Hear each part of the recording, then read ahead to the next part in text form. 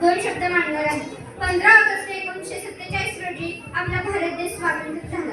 महात्मा गांधी, पंडित जवाहरलाल नेहरू, भगतसिंग, राजगुरू, सुखदेव, लाल बहादूर शास्त्री, लाला लजपत राय अशा अनेक नेत्यांनी आपल्या घरादाराची रांगोळी करून आपल्या देशाला स्वातंत्र्य मिळवून दिले.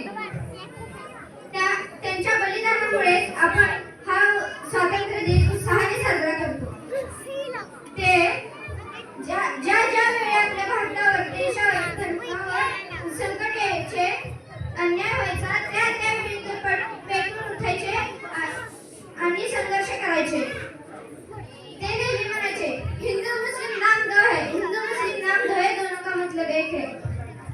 अशा या थोर वीरांना माझा मानाचा मुजरा, माझा मानाचा मुजरा, माझा मानाचा मुजरा. ते थोर पुरुष असून देखील ते श्री कृष्ण, छत्रपती शिवाजी महाराज अशा अनेकांचा आदर्श आपल्या डोळ्यासमोर ठेवून त्यांनी आपल्या देशाला स्वातंत्र्य मिळवून दिले. आपण देखील त्यांचा आदर्श घेऊन आपल्या देशावर, धर्मावर, राष्ट्रावर ज्या वेळी संकट येईल त्यावेळी पेटून उठलं पाहिजे, संघर्ष केला पाहिजे. त्यांनी जात-पात, धर्म याचा कोणताही भेदभाव न करता आपल्या देशासाठी लढा दिला. आपण आज वाढदिवसात त्यांचे जन्मदिवस म्हणजे जयंती साजरी करतो.